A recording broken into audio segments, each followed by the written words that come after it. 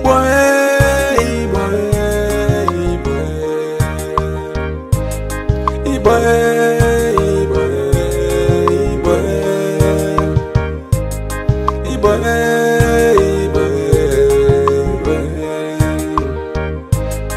Igbos, let us come together.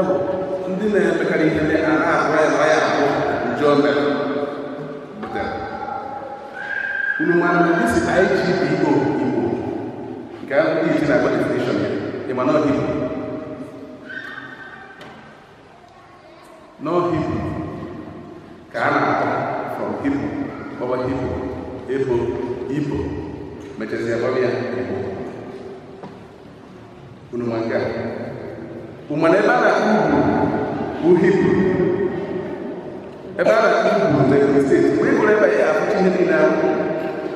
ugwu o nwere obodo a na-akụ ugwu ubi ebe ahụ ọnụ agbasara na atrak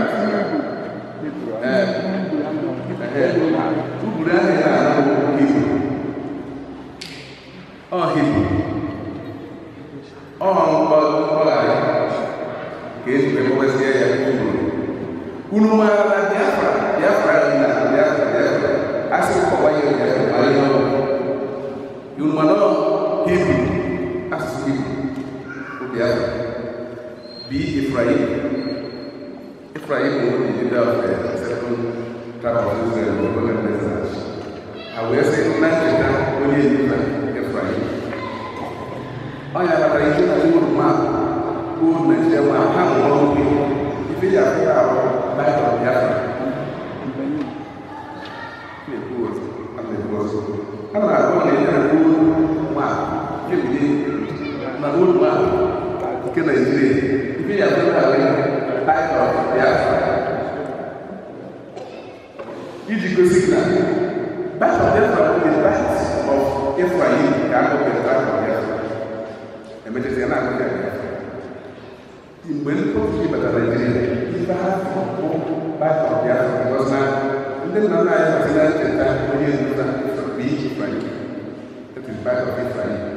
Back of Ephraim ka akụ bụ back of Biafra. Emetụta na-akụ ya Biafra. Ndị ire anyị wepụ na anyị na-aha akụkọ niile na anya anyị maka na ọrụ nwere ọrụ n'oge anyị bụ mesịrị anyị ndị China iruba na-adị n'omenala ahụ na ịchọrọ anyị ọnọdụ uru ebe tụpụziere ya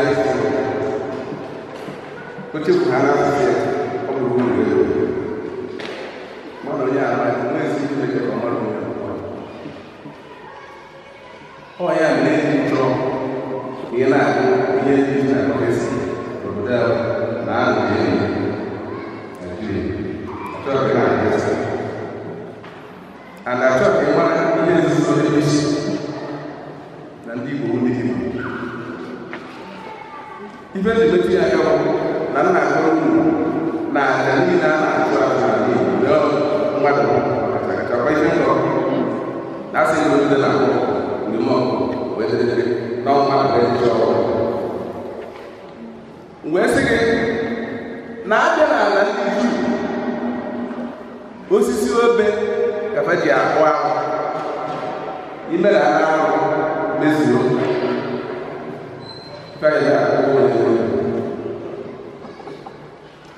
kuna mara ọkpụ onye atụ ogo ka aga mere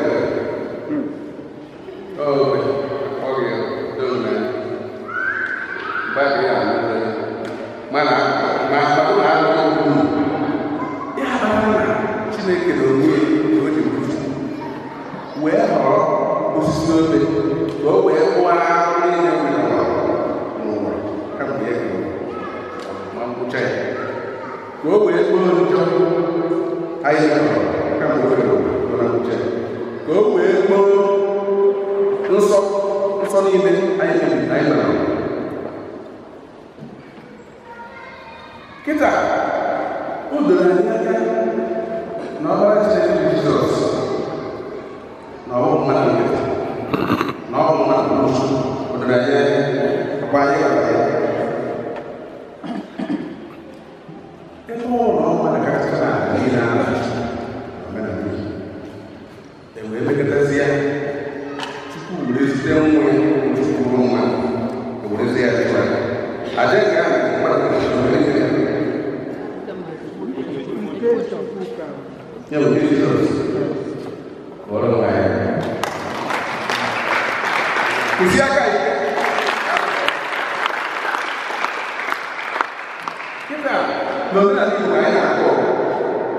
ndị Igbo bụ ndị Juu nkakọwa ihe ndị gosiri na anyị nwere iji obuga mana bụ ụmụ na-agba ọfụrụ anyị jee na ebe a na-edibili ya ihe afọ ụmụ ihe a na-akọ gịnị na-esi na-agba ọfụrụ ọsọ ya na-asị scientific proof as far as you know ma ndị sayensị DNA esi nwa ya n'obodo na enwere ọtọ mmadụ ọsọ onye amụma ọmụma ihe si ebe